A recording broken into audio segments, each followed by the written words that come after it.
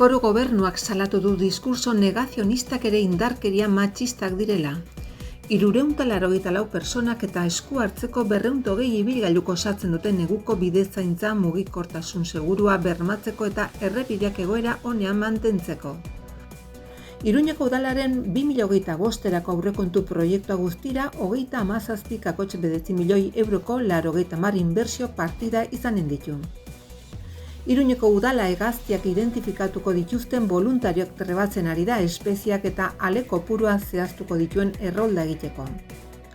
Hortziralean ospatuko dira Doneztebeko feriak, arratsaldean Nafarroko lehenengo mailako aizkora txapelketaren finala jokatuko da herrian.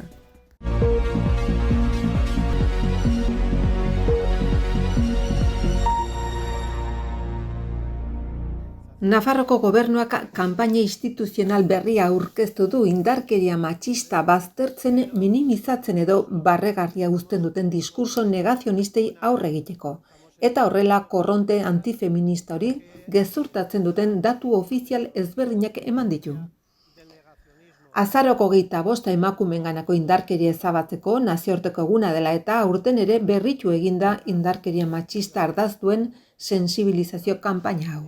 Nafarroko gobernuak emakumeen eta gizonen arteko desberdintasunaren ondorio larriena eta biztanleriaren zati handi baten eskubide eta askatasunen aurkako atentatua dela uste baitu. Helburua da herritar guztiei erantzukizuna eskatzea eta genero sozializaziotik, lanaren sexu banaketatik eta desberdintasun sortzen duten estereotipo matxistetatik eratorri den gizartean oro har dagoen kultura eta gizarte jarrerari aurre egitea. Hala azaldu du Felix Taberna lehen lehendakari ordeak, Nafarroko jauregian jarritako lanen aurrean sensibilizazio kanpaina berri hau aurkeztu du Patricia Abad, Nafarroko Berdintasun Institutuko zuzendari kudeatzailearekin. Sara San Julian erakunde hontako berdintasun gobernantzako zuzendari ordearekin, Patxi Bera herriaren defendatzailearekin eta ordezkari politikokin batera. Ez diezazutela alderantziz kontatu, diskurso ukatzaileak ere indarkeria matxistak dira lelopean. Foru exekutiboak hainbat material grafiko eta ikus-entzunezko landu ditu. Korronte horiek gezurtatzen dituzten eta emakumeen zein gizonen arteko harreman eredu berdintzaleagoa aldarrikatzen duten datu ofizialekin. Kanpaina negazionistaren eta diskurso misogino eta neomatxisten aurrean zero tolerantzia mezu gisa planteatu da. Azken urteotan zabaltzen ari den antifeminismo korronteri aurre egitea du helburu. Lurralde koheziorako kontseilaria Oskar Txibite Lizarrako errepiden konserbaziorako zentroan izan da. Pedro López herri lan eta azpiegiture zuzendari nagusiakin eta Salvador Díez barneko zuzendari nagusiarekin batera. Nafarroko errepide sarearen neguko bidezaintza planaren nondik norakoak zuzenean ezagutzeko. Plan hori apirilaren 30 arte egongo da martxan eta eguraldiaren arabera aldaketak egin ahal izango dira. Kontseilariak nabarmendutuenez, planen helburua da Nafarroko errepide sareko 3.900 kilometro baino gehiagoren konserbazio eta funtzionaltasun egokia zaintzea da, eguraldi txarraren aintzinean. Hori dela eta dagoeneko 18.000 tona gatz eta gazun banatu dira A12 eta A21 autobietako errepiden konserbazio zentroetako biltegietan eta siloetan, elurraren eta izotzaren aurrean erabiltzeko. Nafarroko gobernuak 8 zentro ditu Nafarroko errepide sarearen 3.920 kilometroak hartatzeko emakida erregimenean ustiatutako bidea barne AP15, Nafarroko autobidea, A12 bideko autobia eta A21 Pirinetako autobia. Dispositiboak neguko klimaren ondorioak prebenitu, saiestu edo minimizatu nahi ditu errepideko ibilgailuen zirkulazioan eta esku hartzeko 220 ibilgailuk osatuko dute. Hoien artean elurrak entzeko ekipoak, turbopresak eta ibilgailu osagarriak nabarmentzen dira, eta 384 persona herri lan eta azpiegituren zuzendaritza nagusiko langileen eta konserbazio integralean diharduten enpresen eta autobideen emakidunen artean.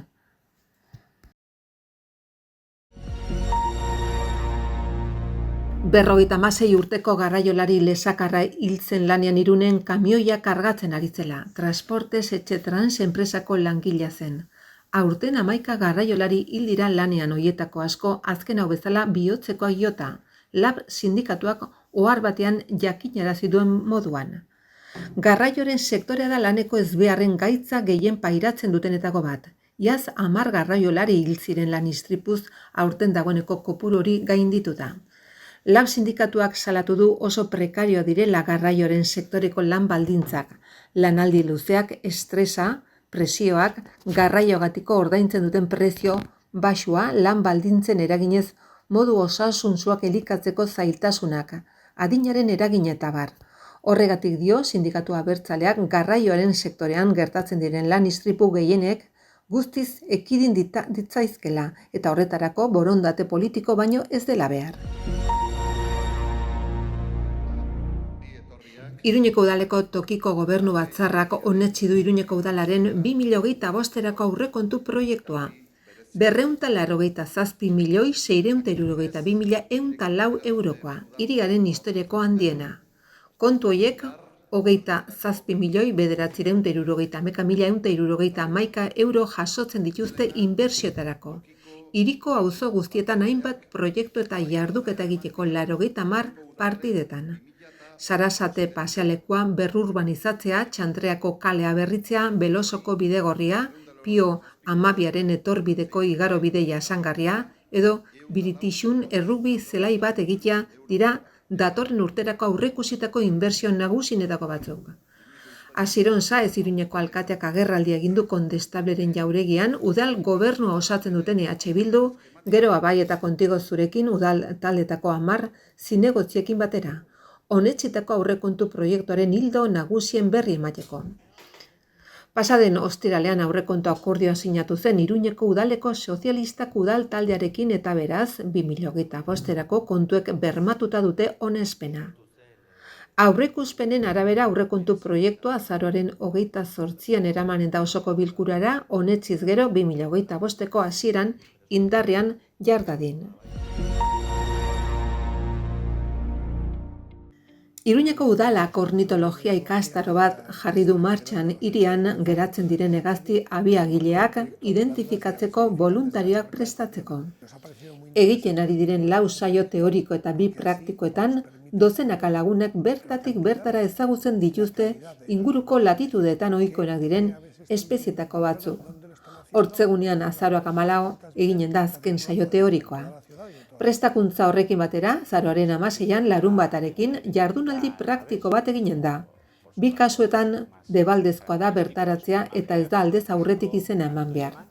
Eskola teorikoa 6:30tik 7:30 izanen da eta saio praktikoa goizeko 10:30tik eguerdiko 12:30. 2 kasuetan topagunea ingurumen hezkuntzako museoa izanen da. Prestakuntza horren bidez udaletxeak voluntarien sare bat sortu nahi du, hegaztiak identifikatzeko eta hiriko espezien errolda osatzen laguntzeko gai izanen dena.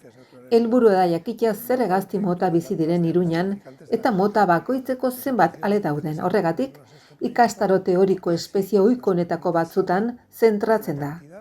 Arantzadi zientzia elkartearen laguntzarekin voluntarioek oinarrizko ezagutzak eskuratzen dituzte. Itxurari buruz, lumajea, mokoa, tamaina, abia jartzeko tokiei buruz, abiagintzako saioei buruz, eta bar. Ezagutza teoriko horiek eskuratu ondoren helburua da zer hegazti den zuzenean identifikatzeko gai izatea hiriko gune batzutan zehar eginen den ikuskapen ibilaldian. Horrela, udal ikastaroetan parte hartzen dutenak gai dira ikastaroak egin ondoren Iruñan bizi diren edo Iruñatik igarotzen diren hegaztiak identifikatzeko. San Martin egunetik hurrengo ostiralean ospatzen dira Doneztebeko feriak, aurten azaroaren 15an ostiralean izanen da. Doneztebeko merkatu plazan eta inguruetan goizeko 10:00 eguerdiko ordubitara azken da erakustaldi egonen da. Albelburu ez gain, baserri lanetarako makinari berriaren erakusketa egonen da, Bordatxo inguruko aparkalekuan. Doneztebeko karriketan urtero bezala eta eguraldia laguntzen badu giro polita nagusituko da. Hortziral egun osoan izanen dira postuak, alde batetik Doneztebeko merkatarienak eta herriko merkatari ez gain kanpotik etorritako saltzailek ere izanen dira Donezteben. Jatekoak zein bertzelako produktuak erosteko aukera izanen da. Arratsaldean aldiz, azken urtetan bezala herri kirolak izanen dira protagonista ezkurra pilotalekuan. Nafarroko lehen mailako aizkora txapelketaren finala jokatuko dute bertan. Arratsaldeko 6 hasita. Sarrerek 15 euroko prezio izanen dute eta han bertan erosten ahalko dira. Lekunberrin jokatu zen finalerako kanporaketa urriaren 13an eta 5 lagunek lortu zuten final preziaturako txartela. Iker Vicente, Txomin Amundarainek, Joxean Etxeberriak, Ibai Soroak eta Jon Rekondok. 5 kirolari hoiek ariko dira lehian, beraz ezkurra pilotalekuan.